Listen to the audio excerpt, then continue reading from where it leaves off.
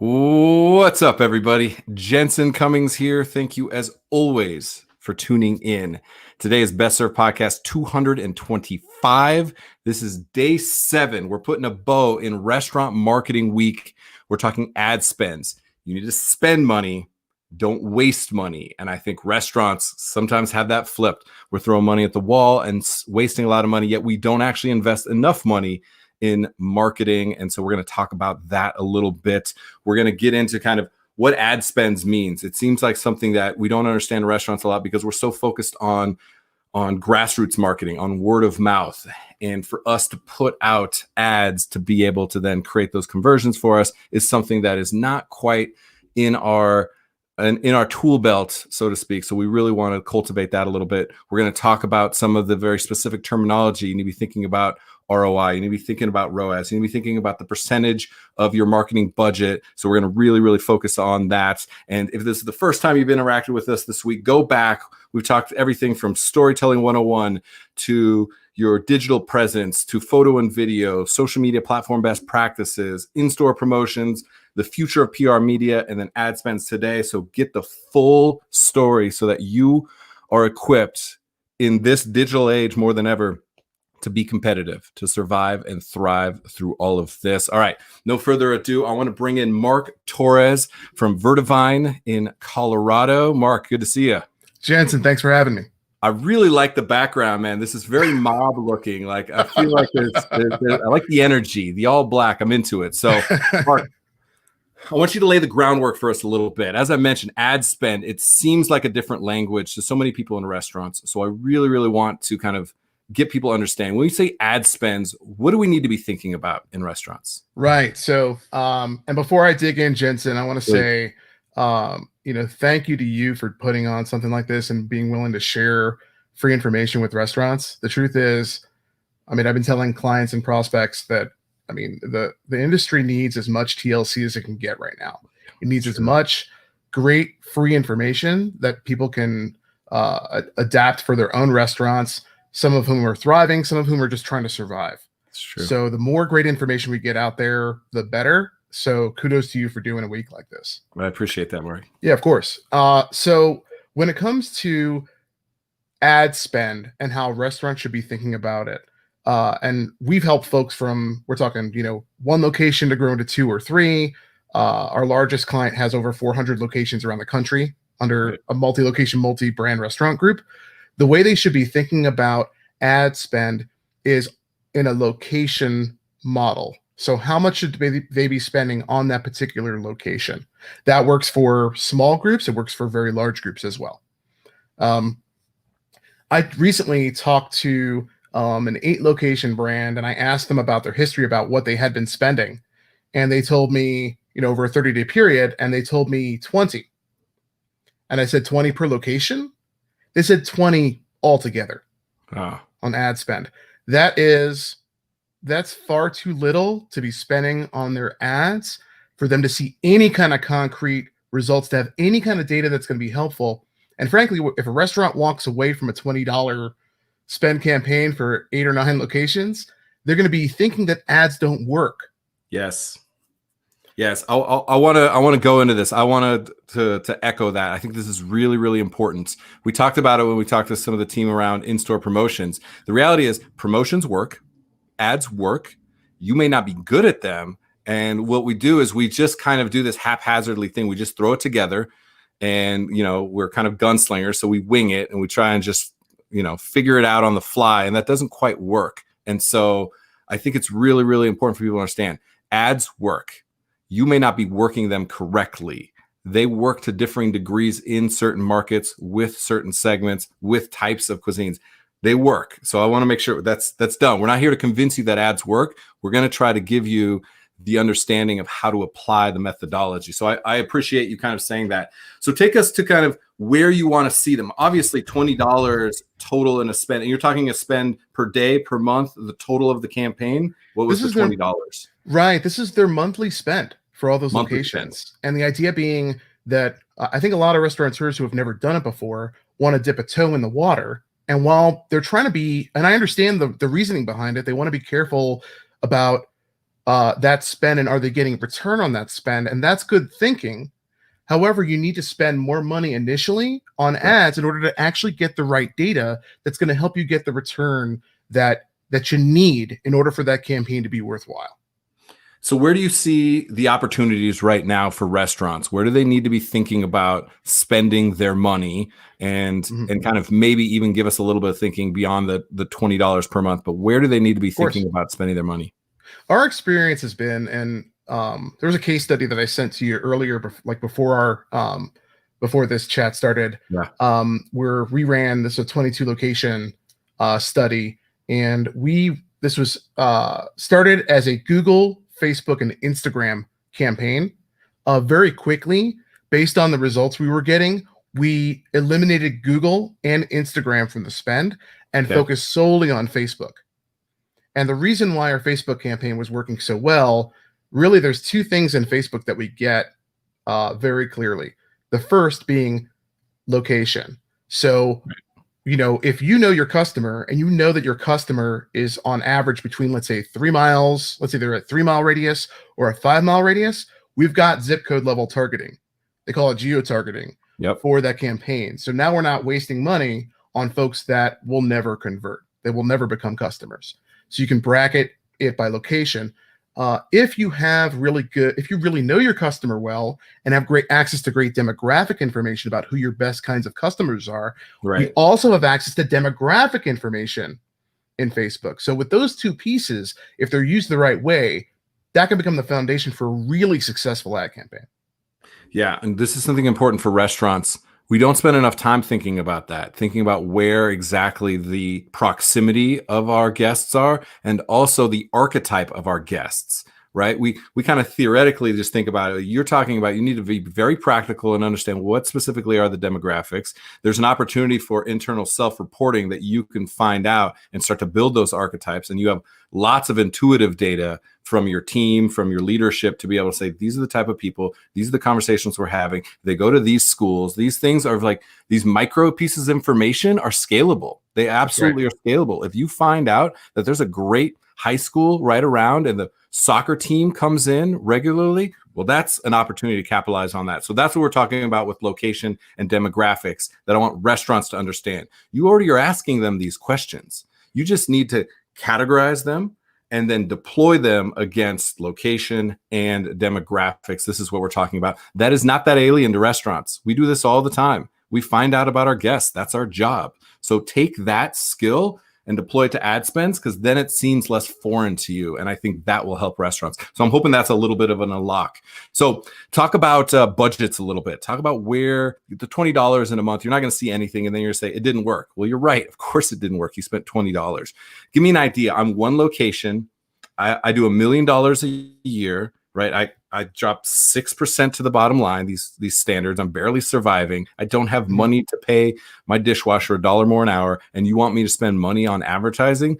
Go there. Talk about the budget that we need to spend, because you want to pay your dishwasher $2 more an hour to actually keep them around for more than 2 months. You need to spend money to get butts and seats. So talk about budget a little bit. Right. So the budget we recommend that folks work with, this is over a 30-day window of run rate. So an ad starting, let's say, on the 1st and concluding on the 30th or 31st. That ad spend run rate should be $500 for a single offer run over that course. If they've got larger budget and they're running, say, 2 offers, so competing offers, maybe they got like a 20% off offer, and then they've got maybe like a BOGO entree, like 2 fairly aggressive offers. I want to run those side by side. Then that, for that same amount of time, we recommend $1,000 for ad spend. So $500 at a minimum. So that means $500 dedicated for per offer. That's over a 30-day run rate. I'll add one piece there, which is if they know that they want that offer to expire on the 31st, I would strongly encourage any location to be willing to accept that offer for 2 weeks after the expiry. Okay. Just because people give them enough time to get it on the 27th and actually be able to redeem it in a reasonable amount of time. We've seen between 20 and 40% redemption on that offer in the 2 weeks after the offer has already expired. Makes sense. It's incredible amount of revenue that's lost if folks don't leave that, if they don't accept that offer through the expiry. So really the active run rate, for that campaign is going to end up being 6 weeks is a great way to look at it. With 4 weeks of actual run of the ad and then a 2-week expiry after the end where you'll still accept the offer. Yeah, I understand that. And I even want to zoom back for a second, right? I'm going to throw this up here.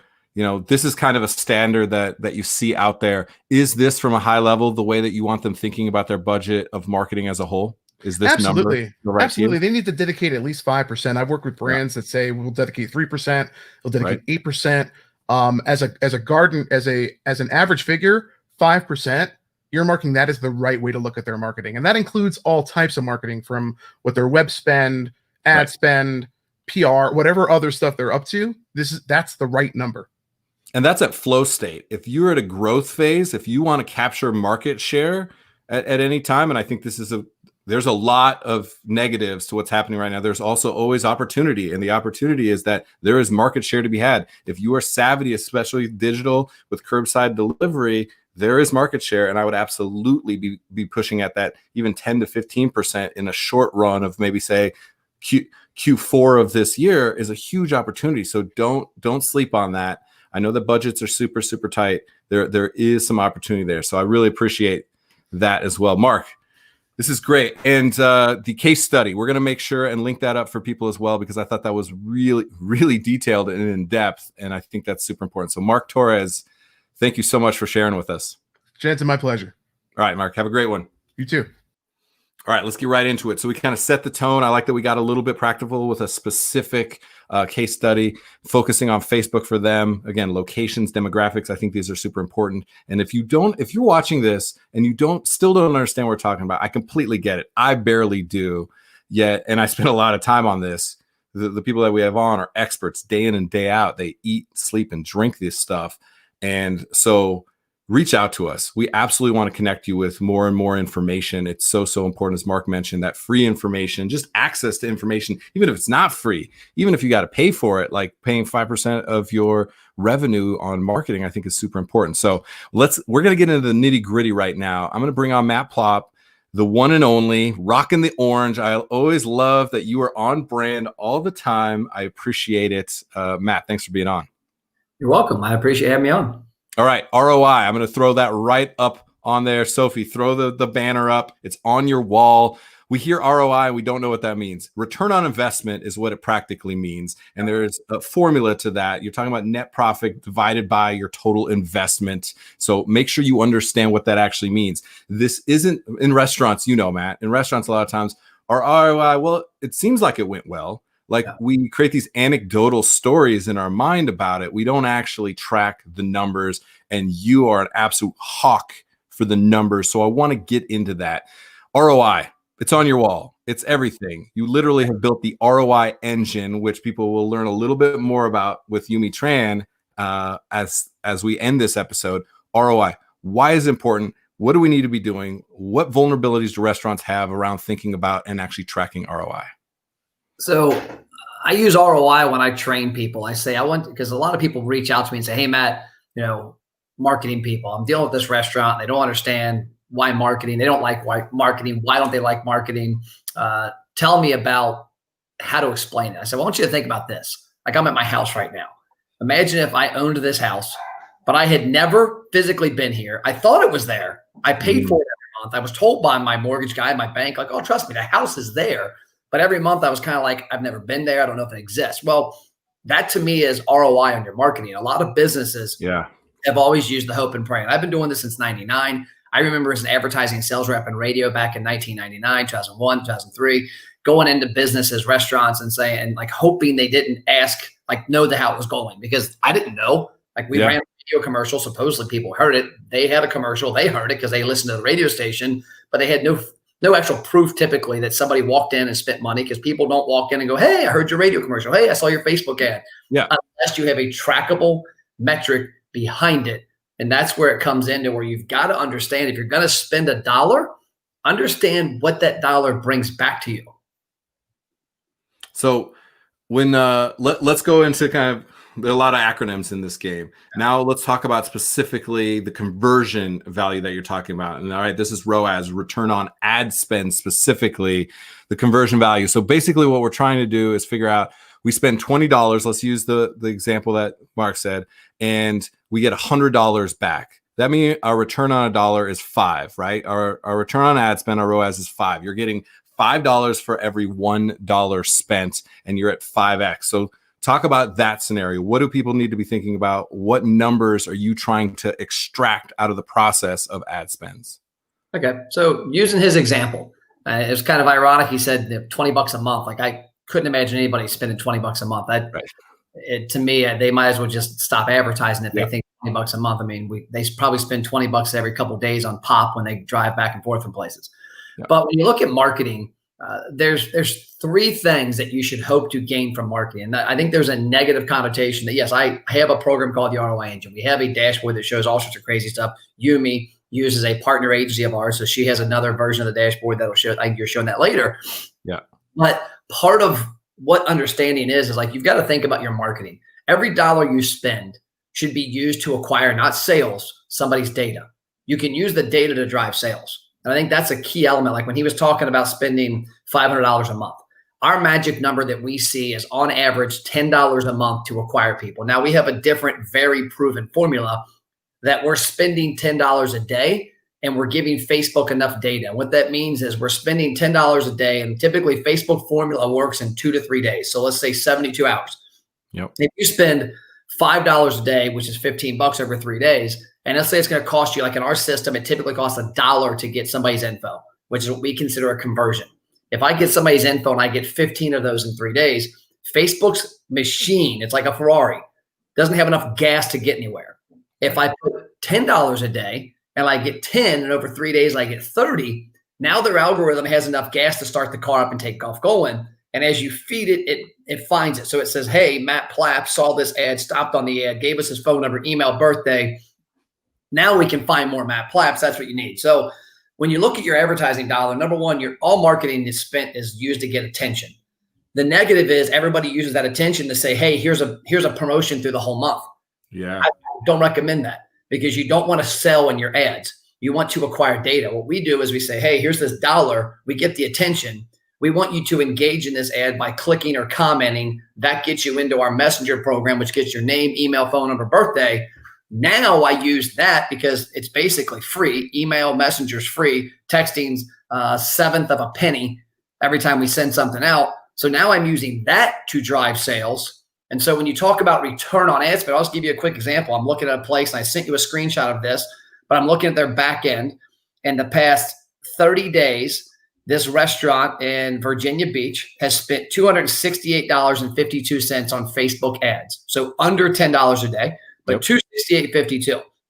That $268.52 has done a couple of things. I won't get into the advertising side of it, but it's got a lot of awareness and engagements. Of those awareness and engagements, 553 people raised their hand and said, here's my email, my cell phone, and my birthday. Now, of those 553 people, let's see here, 226 of them walked in the restaurant, like physically came in the business and spent money. And they spent, now this guy has a higher than normal average check, but he's got like a $60 average, $50 average check, but they spent $11,212.94. So if you do the math, he had 226 people on average spending $50. They spent $11,000, but he had $268 in Facebook ads and Instagram ads that generated not only the 11 grand in sales, but 553 people's information, of which half of them have come into business. He's got a 41-to-1. So if he spent $1, he got $41 in return.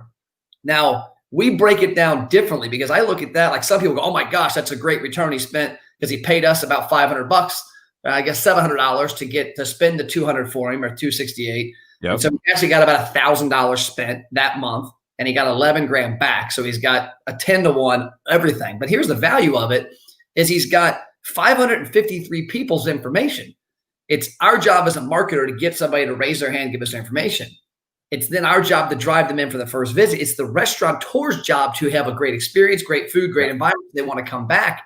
And now we market to them, because he can get those people back easily 6 to 10 times a year. You don't have to spend any more money. You've already got their name and phone number and email and text.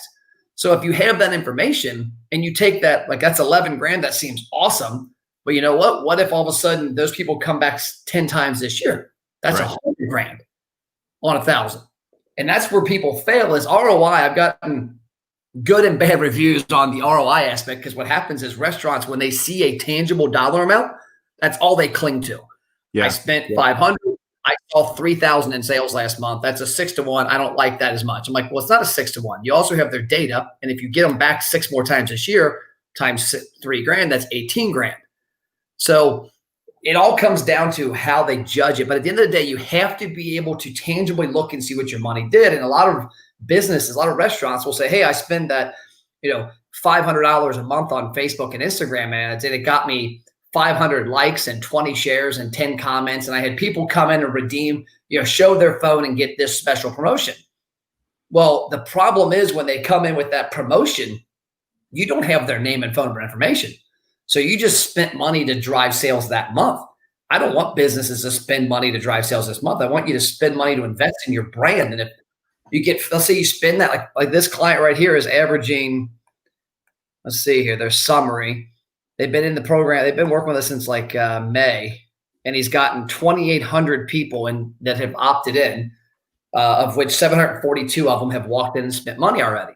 And so when I look at that, I go, okay, our job is to get those 742 people back 6 to 10 times in the next 12 months. So we spent money, we got attention. That attention built the database. That database drove immediate sales. But we're looking for long term because if we can on average get 500 people a month into his program over the next 24 months, who cares what happens with the next COVID, because you've got a database you control, and that when something happens, you shift. You go, okay, we now have a database that we can talk to about curbside, about pickup, about delivery, about dine-in, whatever. Yeah. So a couple things for the restaurant mentality that I want to break down is there's a big communication breakdown in this process because somebody is managing that dashboard and seeing those numbers, yet we are not communicating then that this is a person we captured through this portal and the process that we take them through to get them to be, the ride or die regular that we really want, the 6 to 10 times a year. And then we also don't assess the LTV, their lifetime value, to see what that value is because they're looking at that single transaction on the dashboard. Super important. We also need to recognize that the numbers have been parsed out again and again and again, that you need to get somebody in 3 times for them to become a regular. And the numbers play that out. If they come in once, they're 40% likely to come in a second time, 40% likely to come a third time. Once they come a third time, they're 75% likely to come again and again and again. And I think that's an important function. We have to empower our teams through those numbers because just because you got them in doesn't mean that you can get them back 3 times. And that's an important function. We lose out on the opportunity because we just focus, to your point, on the $11,000, the one-time visit of the 260 people. We have got to make sure that the people know, hey, they came through this offer. We know that we have a specific tactic and process and strategy to get them to come to that 3rd time. That's where we lose the opportunity a lot. Are you seeing that play out, Matt? Yeah, here's what I see play out a lot though, unfortunately. And this is 2 things. So last year around this time, I spoke at Facebook's Messenger conference as a speaker on restaurant marketing. The Facebook's has featured our work like 30 something times between myself and other agencies we've trained. And so we get to hear from a lot of people. And I'm talking to a person backstage from Facebook. And they said the biggest mistake they ever made was the boost button because it made it really simple. It's like me, my wife, I just came home from the gym. My wife apparently had a DiGiorno. She was able to buy a DiGiorno from Kroger, put it in the oven. Now she's a pizza chef. So that's what happened with Facebook. Like the pizza is not bad. It's not anywhere close to what I can get from La Rosa's or, Grandma's up the street, but it gives me the ability to eat pizza. And so Facebook gave that boost button out there. Now all of a sudden you get these restaurants that pop on there and boost for $100 and they go, nothing happened. Well, you just clicked a button and you don't know what the heck you're doing. And I always tell people, like, if ask any consumer, if you want a great meal, what do consumers do? Are you asking me? Yeah. If you want a great meal, what do you do? Well, you're a chef. It's still different. I ask my friends. And you go to a restaurant. That's the number one thing I do. Yeah. The majority of consumers want a great meal. They go to a restaurant. Oh, to have a great meal. I thought you meant to find a great meal. Yes, you go to a restaurant and then you try to do it at home very clumsily. That's usually the way that it goes, right? Exactly. So if you're a restaurant and you want marketing tactics that work, hire a freaking marketer. If you want taxes that don't get audited, or you want taxes done correctly, hire an accountant. If you want to fight a legal battle, hire an attorney. If you want to build a building, hire an architect. And so I think that's a big problem too, is that so many restaurants, like the $1 million example used earlier, I've got plenty of restaurants I know that are $1 million restaurants, and they're spending between $4,000 to $5,000 a month on advertising. And if you can, but the problem is if you can spend that 3 to 5 and know what happens, it's different than not. A lot of them are restaurants out there spending it wrong. They're throwing it against the wall. They're buying a direct mail piece. They're buying a billboard. They're on radio. Like I heard a location the other day, a one location restaurant in Cincinnati. And I'm in a market with 1.5 million people. It takes me an hour to get from north to south, east to west. One location restaurant is on a radio station. And I'm like, not to be mean, but you're an idiot. You just literally spent your, let's say, $1,000 that month, which is low. It's probably close to $3,000. Yep. And 99.9% of that audience isn't even near your restaurant. Whereas you could have taken that money, went to Facebook, Instagram, YouTube, LinkedIn, Snapchat, TikTok, whatever. And you could have said, hey, give me the Miracle Mile. I want to cover the Miracle Mile, women 35, 64, married with kids that have been to my website that look identical to the people on my POS. And all of a sudden, boom, you're in there. Yeah, that's vanity stuff. That's like, oh, look, we have our own commercial, and that's arcane models for sure. Like I could not agree more. This is really great. I really, really appreciate the insights and the hustle that you have for it. I think it's important. I think there is a lot of I don't know what it is. There's a lot of distrust. Maybe there's a lot of cynicalness when it comes to marketing in restaurants. We feel like if we just make a great dish, if we make a great drink, if we make a great experience, that's it. And the reality is that's never really actually been true. And now it's less true than ever. And so now we have to start to deploy these tactics that for us seem like voodoo, because we make things with our hands. We make that pizza. We don't make these ROI and ROI, like we don't understand it. So I really, really appreciate that. And sometimes you need to shake us a little bit. So I appreciate that you do that as well, Matt. Thank you so much for sharing with us.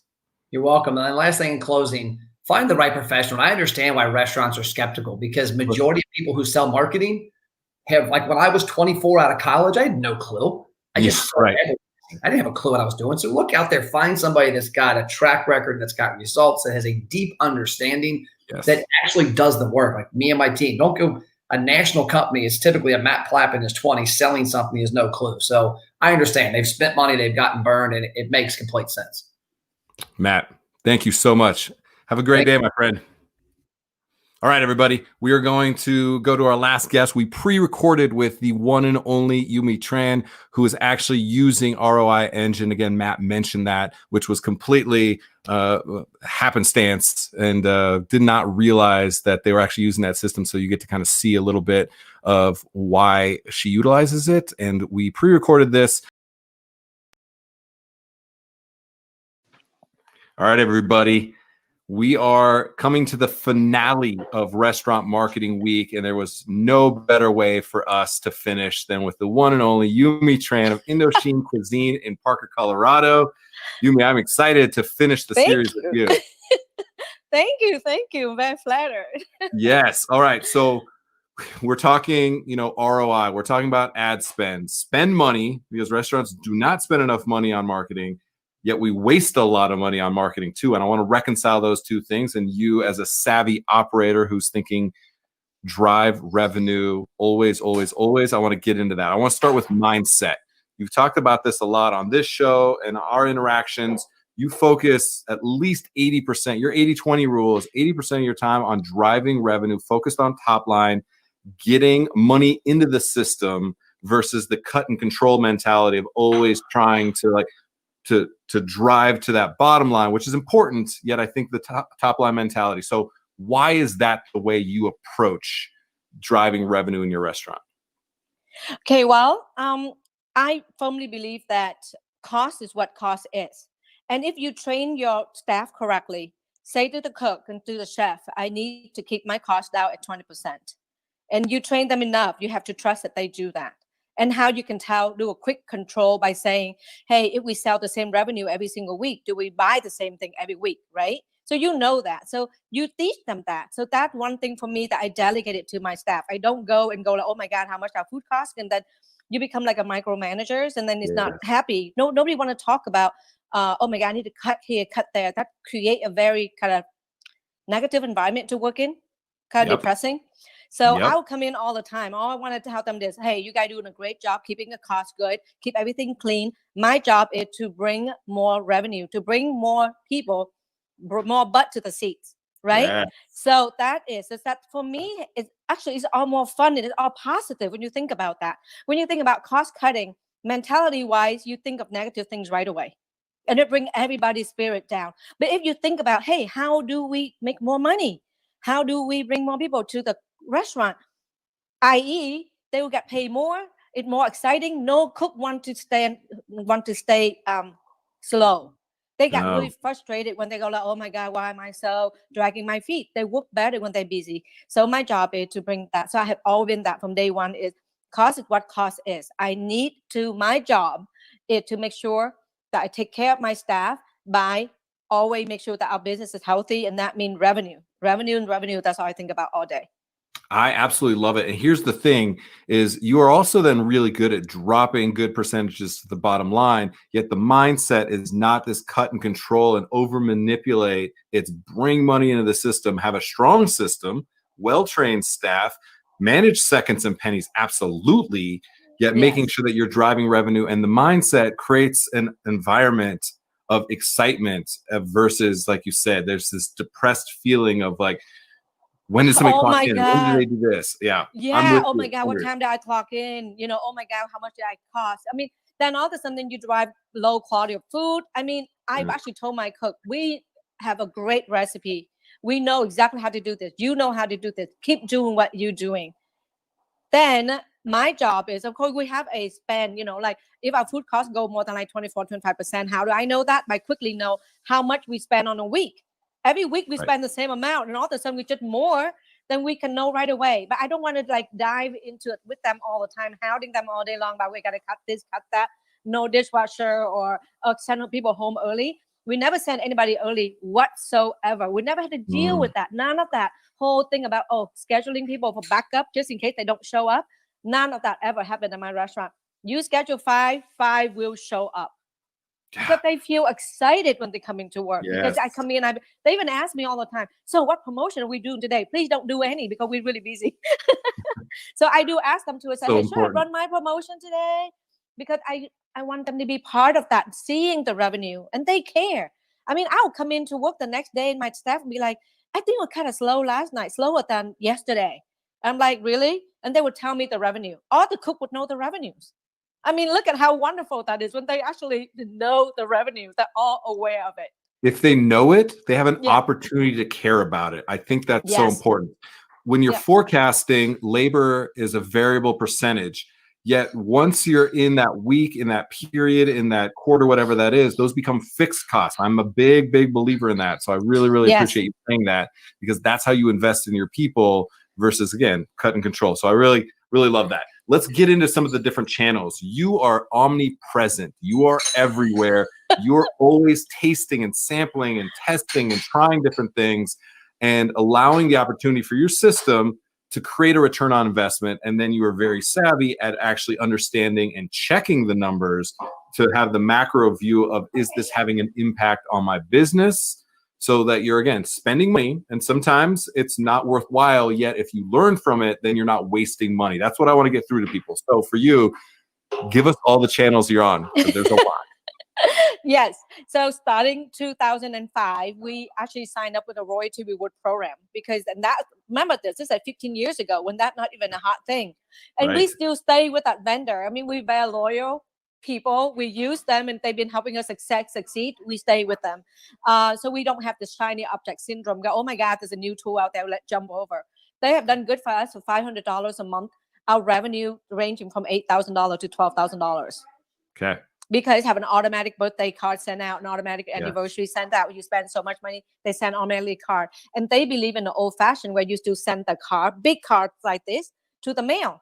and also email to remind them to redeem the cards. So those are really good for us. So that costs us about $500 a month. And then we use Chow Now, which is an online ordering system. You can actually go behind the scene without paying Chow Now to download the customer data, right? And go onto your constant contact. So we have a newsletter that we sent out once every 3 months or so. We sent out, to be a long time ago, we sent out once a month, but now once every 3 months, because it's too much from the customer. You can actually load them into your constant contact database, become a Chow Now customer, and you can talk to them the way you want to talk to them. These are online ordering people. So give them a coupon for online ordering. They don't care about anything else. So we use constant contact when we segment the data, to the one that read a lot about certain thing. So that way we target them with the right offer. Sometimes we have no offer. We just say, hey, FYI, Yume is falling off the cliff, kind of thing like that. I mean, sometimes it's just some fun things, right? So that constant contact you have to do. And that costs like $39 a month. And then another thing we do is, of course, we do a lot of text. So we use Slick Text to collect people names. So when they come into the restaurant, and we're very subtle about this. So we just put a little sign saying, hey, would you like a free appetizer? Sign up for the text. And then from there, they would get, like, every day that I feel like it's slow, and my staff knows this. I walk in and I have a feeling that it's slow. I would just walk to my kitchen and my front staff and go like, should I send my promotion? And they'd be like, okay, go ahead and send it out, because they knew that would bring up an upside of either $400 to $800 that one night. So I use that. So slicktext.com.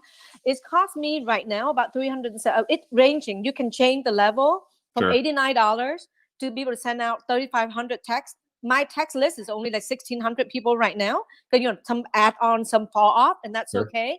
But for $369 a month, I think I can send out 10,000 texts, meaning I can touch my customer 6 times if I wanted to, right?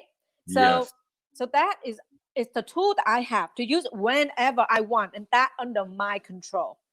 If I feel like it's going to be slow, or I want to have just a $500 more this week just to make my next revenue goal, then I send it out. But the biggest one, of course, for us, I don't use Google Ads at all, but I use Facebook. So we use Facebook.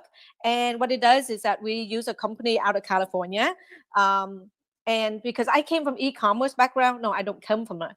I am now e-commerce. So I do have a store on the side, e-commerce. So I know really well Facebook ads, and that you have to make sure that your ROAS, which is return on ad spend, have to be at least 3 times. So if I spend $400 on ads, for to run ads about my Indochine, then I want to be 3 times that, right? Now, most people, we look at that and be really happy. Go, oh my God, Yume, so how much so far have you been spending? I said, I've been spending $400 on Facebook ads every month. And if $1,200 I get in for revenue, I should be happy, right? And I am generally quite happy, but I'm the kind of person that I want to get 5x. There you go. Because why? Because you do have to pay your staff who run this thing for you. Even though I'm using a company out of California, I still consider them as my staff. It's still a labor cost, right, to me. Correct. So I'm not cutting that down. What I want to do is, based on the same labor costs, per se, maximize. It's $700 a month that I pay this guy to do what? To do all the creatives, to deal with all this messenger asking about all sort of things, and to manage and launch the ads and make sure to manage that ad budget. Then I kind of wanted looking at 7 to 8 to 9 to 10 ROAS, so then I can actually cover the staff on my revenue from the Facebook ads. So that's what I'm looking at. So why is it important that I had to look at the report? And everyone, and I would strongly encourage this as an owners of restaurant. If you're gonna hire any marketing company, don't let them just say, "Oh, I can do this for you. I can post." Don't. You have to focus right on how do I measure this. You guys give me the report before you say anything else. Give me what report you give to your clients, so that I know the ads hit how many people redeem for the offer. You can send out offer and no one redeems. So what good does that do, right? Yes. And then also. Then I also have to look at, of course, they can say to you, hey, if you bring in one customer, on an average, customer spend about $45 at your restaurant, while industry averages, then that person worth $1,000 a year to you. Well, that's all great and fine. That in theory, although it kind of, I think it validated in real life that yes, if you do a good job, once they come in, you get them a repeat customer, especially if they come back 3 times. Yeah. They become your regular customer and they work this much a year. I get that.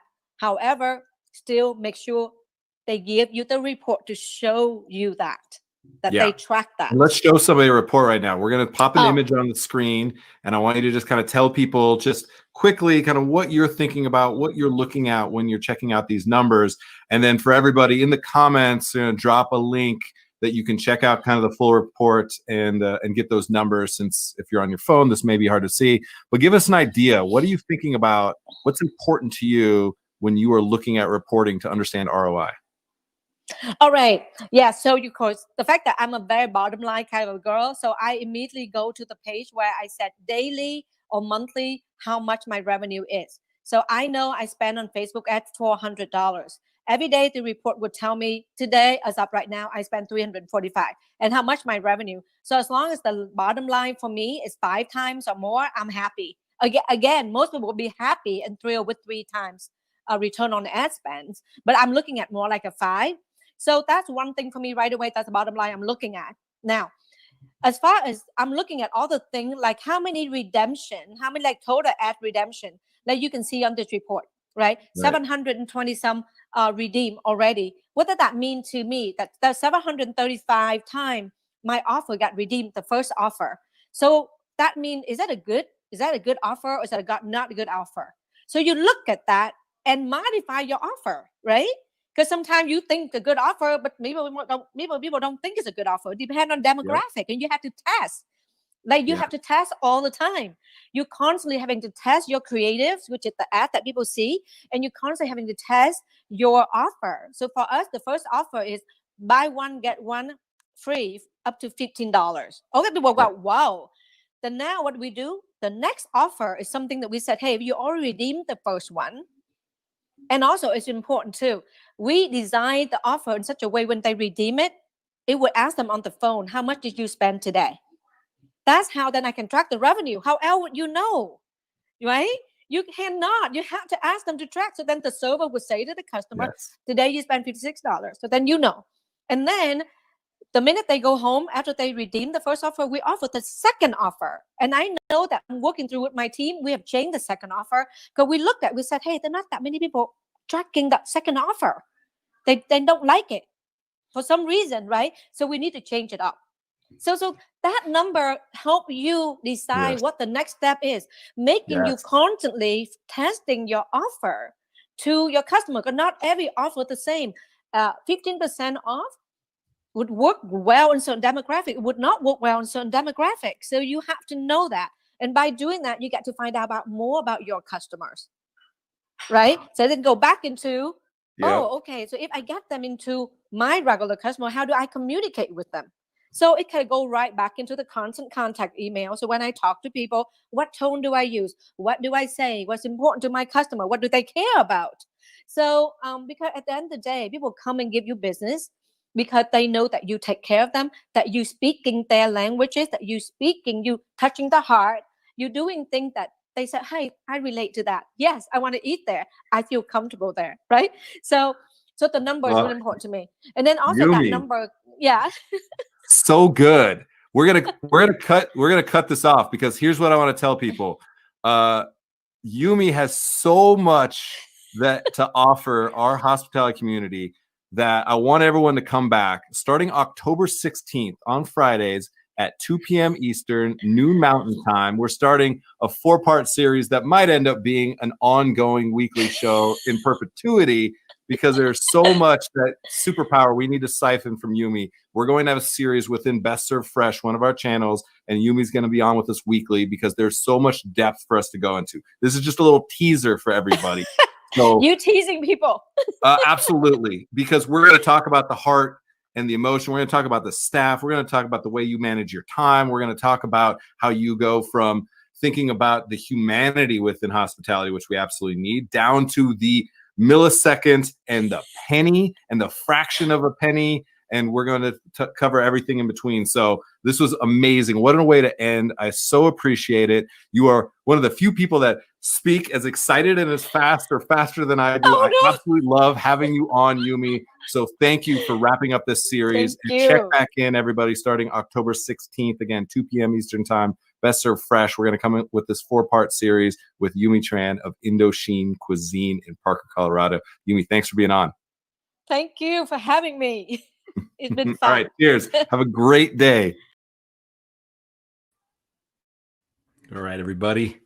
That is a wrap. Yume Tran is absolute fire. That is why we are so excited to be launching a Best Served Fresh series with her starting October 16th. So check out that. Thank you to Matt and Mark as well. Long episode today, but so much important tactical information that we really, really need so that we have an opportunity again to survive and thrive in this time. And this whole week, unbelievably amazing. I'm so grateful for the opportunity to bring 20 plus experts across every level of what it takes to be successful in this crazy ass industry together.